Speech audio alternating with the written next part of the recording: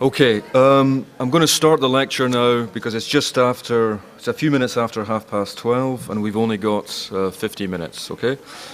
So, my name is Ray Brassier from the Philosophy Department, and this is a lecture about Plato's Republic, okay? And everyone, I hope, has a handout, and I'll basically be covering the main points in the handout. So, there are quotations on the handout that I will be pointing out during the course of the lecture, okay? So, I'll start. Plato's Republic is a work devoted to explaining the link between justice and politics or governance. It was written in or around the year 375 BC, when Plato was in his early 50s. Plato's dates, in case you don't know, are 428 BC to 348 BC, so he lived for about 80 years, and he wrote the Republic in his 50s, so it's a work of Plato's maturity.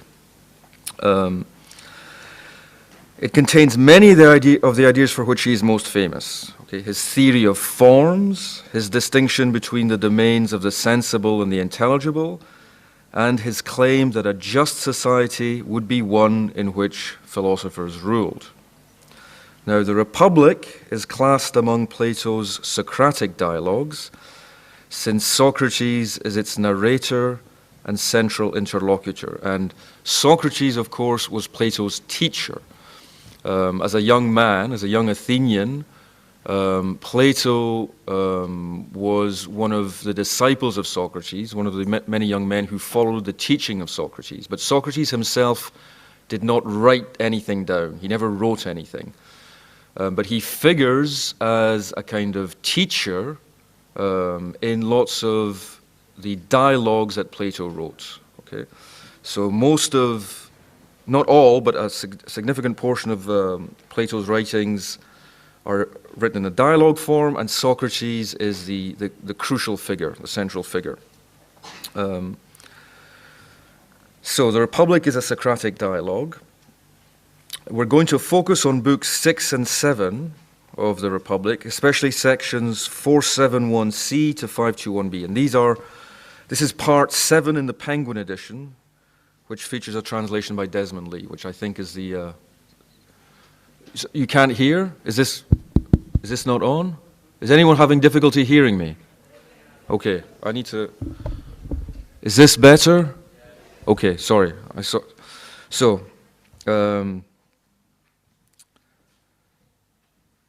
these, I'm going to focus on the most famous parts of the book, where Socrates explains the distinction between the visible and the intelligible in the famous allegory of the cave, which is on the handout. But in order to understand the meaning of this allegory, we must first need to understand the context in which Socrates presents it. So at the heart of the Republic is the question, what is justice? And throughout the first part of the book, Socrates is engaged in arguing against those who insist that justice does not really exist, that there is no such thing. There are those who claim that justice is merely whatever is advantageous to the strong, while there are others who insist that justice is sought not for its own sake, but merely for the sake of personal advantage. And they challenge Socrates to define justice in such a way that it be desirable for itself, rather than because of something separate from it. Now, Socrates does not answer this question about what justice is immediately, but the attempt to answer it will occupy him throughout the remainder of the book. And he begins by pointing out that justice, if it exists, is something that exists both in the individual and in society as a whole, since we talk both of individuals being just and of a society as being just. So Socrates proposes to explain what justice might be at the level of society as a whole in terms of the structure of the individual human mind. And according to him, the mind has 3 parts: appetite, spirit, and wisdom.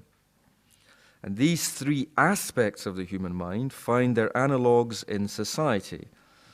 Craftsmen and merchants are those who satisfy our needs and desires, so they correspond to appetite in the individual. Auxiliaries, or what Socrates calls auxiliaries, are the warriors who fight for a society, and they correspond to the part of the mind known as spirit. And lastly, what Socrates calls guardians are entrusted with ensuring the harmony of appetite and spirit, or of industry and honor. And they correspond to the part of the mind which is wisdom. Okay, so wisdom is the harmonious concordance of appetite and spirit. And a just society will be one in which the human needs, as satisfied by craftsmen and merchants, are harmonized with human virtues, as represented by the warriors, the auxiliaries. So the next question is, having given a provisional definition of what justice is, we've got to try to understand what makes an answer like this a good one. How do we know that we've secured the definition of justice? That we've succeeded in saying what justice truly is? And to understand this is we have to understand what's involved in giving a definition of anything. What we've done according to Socrates is to grasp the form of justice in giving a definition. Now, the word form is used to translate the Greek word aidos, also translated as idea. Okay? Sometimes some translations have idea instead of form.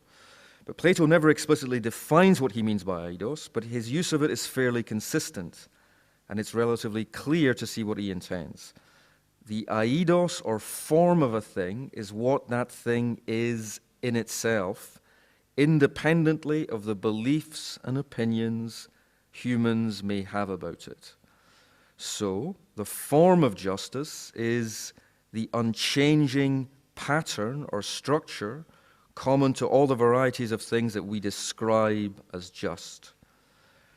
So before we can hope to bring about a just society, i.e. a society in which justice has been truly realized, we have to have understood what justice truly is. And this is its form. So the form of justice for Socrates, and this is quote number 1, is an ideal pattern we were looking for when we tried to say what justice and injustice are in themselves, and to describe what the perfectly just or unjust man would be like if he ever existed. End quote. So the search for the form or ideal pattern of justice is the task of the philosopher, since the philosopher is he or she who strives to understand the true nature of things. They are the lovers of wisdom, Sophia. So the guardians of the ideal republic must be lovers of wisdom, not lovers of power, according to Socrates. And this leads him to make the proposal he knows will be scorned and ridiculed, which is that the realization of a just society requires that lovers of wisdom become rulers and that rulers become lovers of wisdom, i.e. philosophers. This is quote number 2, okay?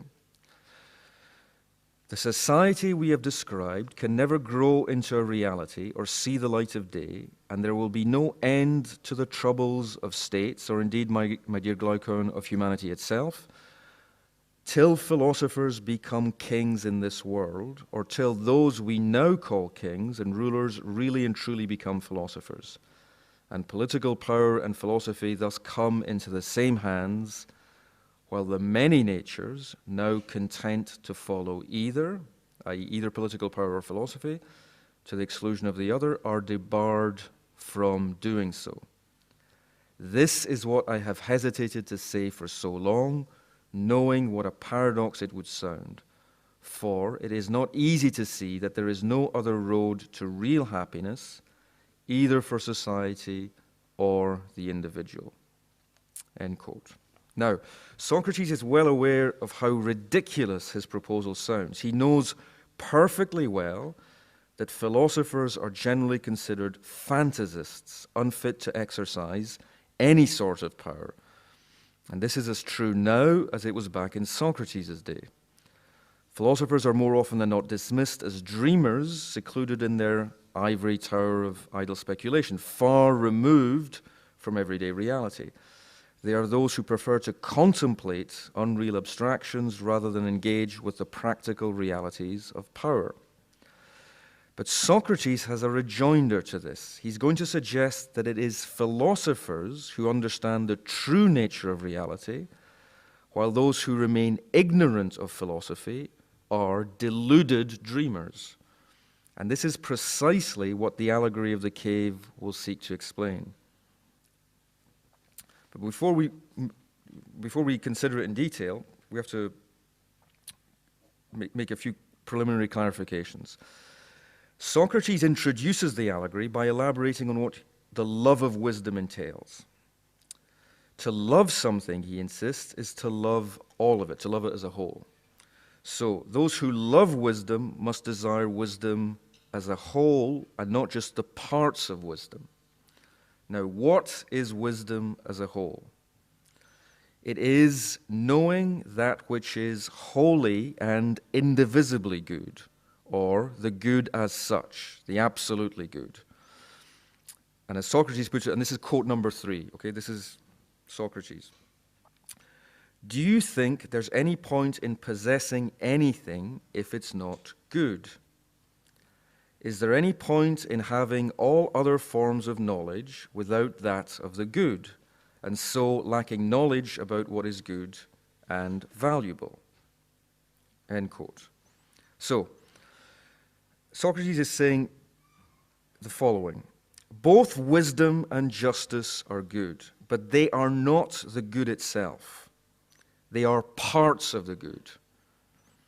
To desire wisdom as a whole is to want to understand why knowledge and justice are good, what it is that makes knowledge and justice good. And to achieve wisdom as a whole would be to understand that knowledge and justice are good only insofar as they partake of what Socrates calls the good itself. But just as all good things share in that which is wholly and indivisibly good, or the good as such, so knowledge must share in that which is wholly and indivisibly knowledge, or knowledge as such.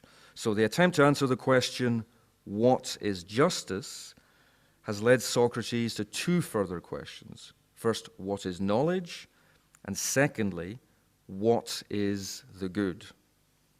So let's begin with knowledge.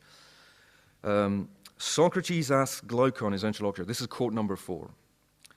Does a man who knows something know something or nothing? He knows something. Something which is or which is not. Something which is. How could he know something that was not? Then we are satisfied that whichever way we look at it, what fully is knowable, and what in no way is entirely unknowable. Quite satisfied. Then, if there's anything whose condition is such that it both is and is not, would it not lie between what absolutely is and what... I can hear you from up here, so please, just leave. Okay. Right, I'll carry on, okay.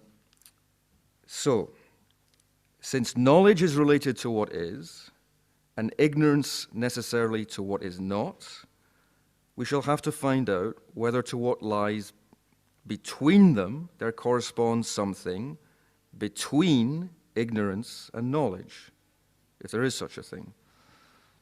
Yes, isn't there something we call opinion? Of course.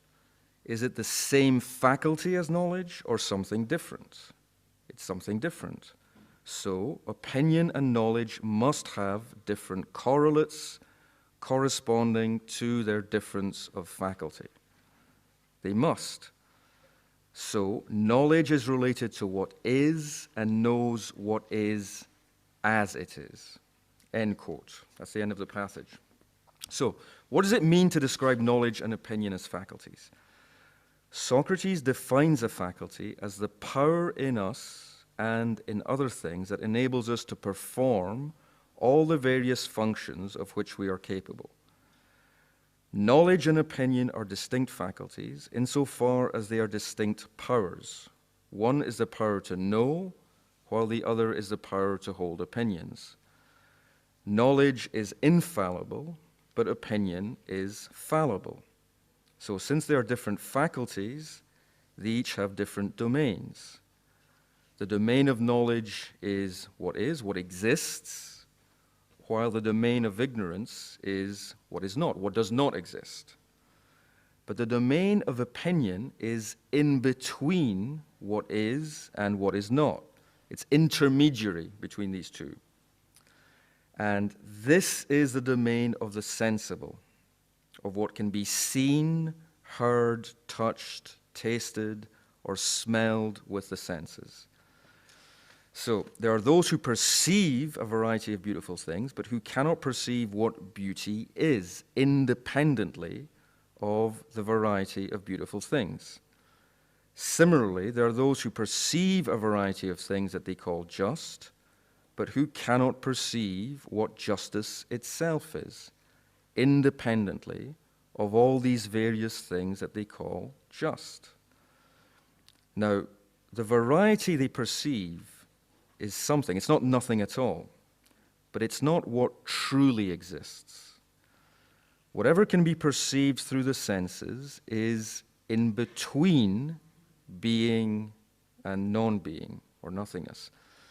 It is subject to change, and this is the domain of opinion. This is a proper domain of opinion. So, while knowledge grasps what is fixed and unchanging, opinion pertains to whatever is mutable and transient. So, this is why opinion, for Socrates, can never take hold of what truly is. So, this is quote number 5 now. Okay, Socrates says, "Those then who have eyes for the multiplicity of beautiful things and just acts and so on, but who are unable even with another to guide them to see beauty itself and justice itself, may be said in all cases to have opinions, but cannot be said to know any of the things they have opinions about."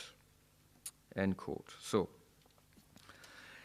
it's this distinction between knowledge and opinion that leads Socrates to say that beauty itself and justice itself, i.e. what beauty is, or what justice truly is, can only be seen with the eyes of the mind and not with the eyes of the body.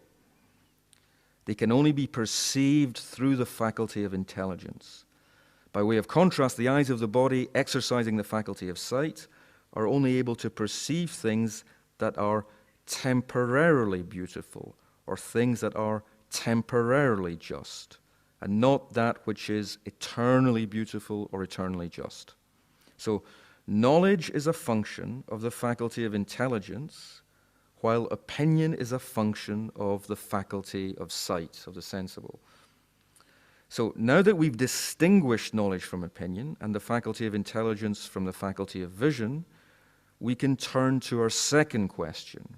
What is good?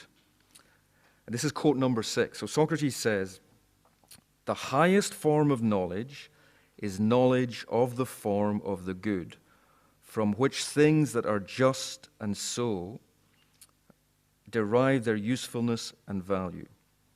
If we are ignorant of it, the rest of our knowledge, however perfect, can be of no benefit to us, just as it's no use possessing anything if you can't get any good out of it." End quote. So, Socrates' reasoning can be summarized as follows. Justice and wisdom are good. What makes them good is their participation or sharing in the good itself. But it makes no sense to ask what the good itself is good for. It is unconditionally good. It's not good for anything else. It's an end in itself. And once we know the good itself, we don't need to justify it in terms of anything else. In order to clarify this, Socrates proposes an analogy. Just as what we see with the eyes of our body is called visible, So, what we see with the eyes of our minds can be called the intelligible. The good is to knowledge in the domain of the intelligible what the sun is to vision in the domain of the visible. Now, Socrates continues. He says, the sun is not itself sight, it is the cause of sight, and is seen by the sight it causes. So the sun is the source of light that allows us to see whatever is visible. It coordinates the power of vision and the visible. But the good bears the same relation to the faculty of intelligence and intelligible objects within the intelligible realm as the sun does to the faculty of vision and visible objects in the visible realm. So, just as the sun is the ultimate source of light that allows us to see, so the good is the ultimate source of understanding that allows us to know. So as the sun is to vision, so the good is to knowledge. And this is now quote number 7 on the handout. Socrates says, what gives the objects of knowledge their truth and the knower's mind the power of knowing is the form of the good. It is the cause of knowledge and truth, and you will be right to think of it as being itself known, and yet as being something other than, and even more splendid than, knowledge and truth, splendid as they are. And just as it was right to think of light and sight as being like the sun, but wrong to think of them as being the sun itself, so here again it's right to think of knowledge and truth as being like the good, but wrong to think of either of them as being the good, whose position must be ranked still higher. So, the following quote, quote number 8, is a quote where Socrates defines the good as something which he says is higher than any other form. It's higher than knowledge and wisdom, just as the sun, because it's the condition of things participating in knowledge or wisdom. This is why he says in number 8, the good therefore may be said to be the source not only of the intelligibility of the objects of knowledge, but also of their being and reality. Yet it is not itself that reality, but is beyond it and superior to it in dignity and power. Now, the rest of the section we're going to discuss is the parable of the cave. And the parable of the cave is simply trying to explain this analogy between the sun in the visible realm and the good in the intelligible realm. Okay, so that's what the parable is designed to explain. But before we get to the cave, we have to understand the divided line. Socrates extends this analogy, the analogy of the sun and the good, with the example of the divided line. And this is number 9 on the handout. Suppose you have a line divided into 2 unequal parts, and then divide the 2 parts again in the same ratio to represent the visible and intelligible orders. So you've got this line, AE. The segment AC corresponds to the visible domain, and the segment CE corresponds to the intelligible domain. But each segment, both AC and CE, are subdivided. AC is subdivided into AB and BC, and CE is subdivided into CD and DE. Okay? Now these 4 segments of the line represent the different stages of knowledge, according to Plato. Okay? In the visible realm, AC, we can distinguish a lower and a higher degree of knowledge. The lowest level, which is AB, corresponds to the domain of perceptual illusion, when we perceive the shadows or reflections of physical objects rather than the objects themselves. So by illusory objects, Socrates means things like reflections in water, in mirrors, optical illusions, etc. The next level, in the visible, BC, corresponds to the realm of physical objects. These are the original objects of which the shadows and reflections are copies. They are the causes for these reflections or these illusions. Okay. Just as shadows are the correlates of illusion, so physical objects are the correlates of belief. So, illusions, the objects of illusions are things like, reflections, shadows. The objects of belief are physical objects, physical things. So shadows are what we see when we see an illusion, and objects are what we see when we believe something, when we have a belief. But there is a higher stage of knowledge which moves beyond the level of physical objects. Okay? And this is now CD, the next stage. Now we move beyond the visible into the intelligible domain, but this is still the lower level of the intelligible realm. And this, for Plato, corresponds to mathematical reasoning, CD.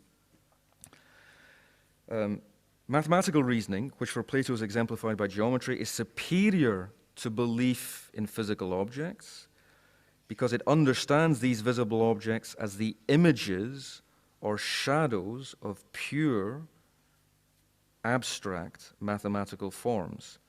And these mathematical forms allow us to attain a deeper understanding of perceptible objects.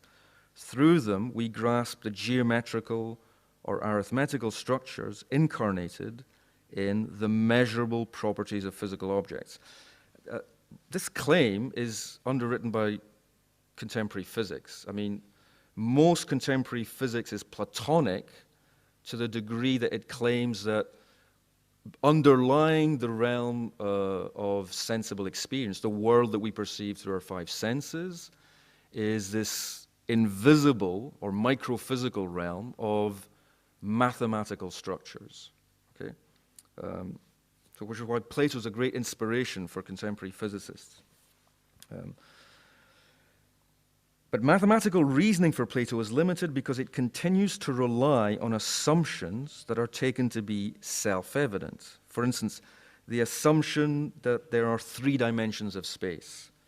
There are three-dimensional solids, two-dimensional planes, one-dimensional lines, and zero-dimensional points. Okay? The basic assumptions that underlie Euclidean geometry. These axioms are taken to be intuitively obvious and hence as requiring no justification. But the history of mathematics has shown that such assumptions are not absolutely or universally true. So, while mathematical reasoning is superior to ordinary perceptual belief, which is in turn superior to illusion, it's not the highest stage of knowledge because it's still partly dependent on the properties of space for geometrical reasoning, or properties of time for the relations of succession involved in counting, i.e. first, second, third. So, this is why for Plato the highest level, there's a level beyond the domain of mathematical reasoning. And this is the domain of what he calls intelligence. This is DE, the final and highest stage of knowing. Intelligence treats mathematical assumptions as starting points and steps in the ascension to something which involves no assumption and is the first principle of everything. And this is what Plato calls dialectic. Dialectical reasoning starts from things like mathematical assumptions, but shows that they are not principles in the strict sense, because they depend on something else, right? On spatial or temporal properties, which we do perceive through our senses. So, dialectic ascends from assumption to principle, and then descends from principle to consequence, showing that the consequence is justified because it is grounded in a rational principle that's been uncovered by reason and reason alone. Okay, so now we've got the four levels of the divided line. We need to understand how these four stages are represented in the allegory of the cave. Okay, so there's a diagram on the handout which represents this allegory. Okay, So the allegory is as follows. So you have at the bottom of the cave, which is the lowest level of the diagram, there are prisoners, okay, chained by the neck so that they are facing a wall at the very bottom of the cave, okay? The prisoners can only look straight ahead. They can't turn around because they're chained by the neck. Now, behind them and above them, there's a wall, okay? And there's a little brick wall. Behind this brick wall, further still behind the brick wall, there's a fire in the cave, okay? In between the fire and the wall, both of which are behind the prisoners, people are moving little physical objects, or rather copies of physical objects. For instance, little models of animals, models of trees, etc. Okay, so these objects are being moved, carried to and fro behind the prisoners, and the shadows cast by these replicas are what the prisoners see on the cave wall. Okay? So you've got outside the cave, okay, you've got the realm of, the daylight realm, the realm of, you've got a lake, a tree, and the sun. Okay? So the left-hand column in the diagram represents the stages of the visible realm, okay? So if you go from the bottom to the top of the left-hand column, you've got the bottom, you have the shadows of artificial things. This is what the prisoners see in the cave, okay? They see shadows, but these are shadows not of real things, but of artificial things, because they are shadows cast by little replicas or copies of animals or of other physical objects. Okay? The next level up is the level of artificial things. Okay? The things that are casting the shadows in the cave. And finally, above this level of artificial things, you have the fire. Okay? The fire, which is the only source of light in the cave. Okay?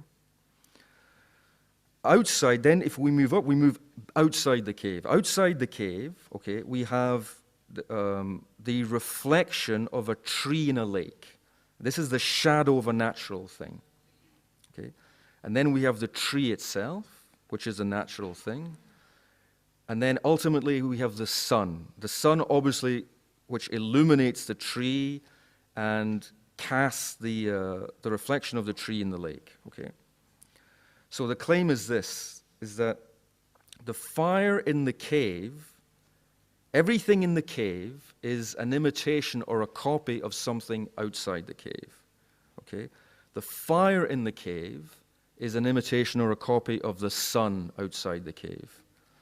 The shadows of artificial things in the cave are imitations of the shadows of natural things outside the cave. Artificial things inside the cave are imitations of natural things outside the cave. And the fire is an imitation of the sun. Okay? If you now look at the right-hand column, this gives you the levels that correspond to these objects in the domain of knowledge. Okay, so the lowest level of knowledge, which corresponds to shadows of artificial things, is symbols. Okay, but symbols represent something. Symbols represent living or dead things. And by symbols, Socrates means words or pictures. Okay, they stand for something, and they stand for something that's living or dead. Okay. Living and dead things are illuminated in a way, or are visible because of the physical sun. Okay, so what makes this, the sun in the visible realm corresponds to the fire inside the cave. So what Plato is saying, in fact, is that the entirety of the visible realm is like the cave. He's saying that all the information you have about the world from your five senses makes you a prisoner of opinion, okay? Everything, all the knowledge that you derive in terms of sensation or visibility is simply akin to the knowledge that's available to someone who is trapped inside the cave, okay? So beyond the sun, beyond the visible sun, are things that are not visible, things like mathematical objects, okay? And mathematical objects in this allegory are the shadows, are like the shadows of natural things. And what are these, what are mathematical objects the shadows of? They are shadows of ideas or forms. And the forms are the things which are ultimately real for Plato. So they correspond to the natural things in the visible realm. But beyond the forms is the good, what Plato calls the idea of the good. So that the idea of the good is the source for the intelligibility of forms in the same way in which the sun is the source for the visibility of natural things. Okay? So that's how the allegory operates. Okay? Now, finally, so what Plato proposes is that having explained this kind of these gradations of knowledge, he's saying that those who rely on their senses in order to understand the world are like prisoners in the cave. And they are prisoners of opinion. In other words, everything that they perceive is not something which truly is, it's something which is intermediary between being and non-being. Okay? Everything that we perceive, it's like the flickering shadow on the cave wall. Something which is always turning into something else, and it has no real substance. Okay? So once one understands that sensible perception is not a reliable guide to knowledge, then one understands that, to know something is, first of all, to move from belief in perceptible things to grasping, the mathematical form of something. That's the lowest level of the intelligible. Already mathematics is a step beyond opinion and beyond the beliefs about physical objects, which are simply correlates of opinion. But mathematical knowledge remains incomplete because it has to take certain things for granted which can't be grounded in something more fundamental. Okay. So Socrates now proposes a parable about the nature of education. He's saying that the philosopher is akin to someone who has escaped, who's managed to free himself from the cave and ascend, first of all, see what is causing the shadows in the cave, see the fire in the cave, and then once outside the cave, can understand how everything inside the cave was simply a lower order copy of something outside the cave.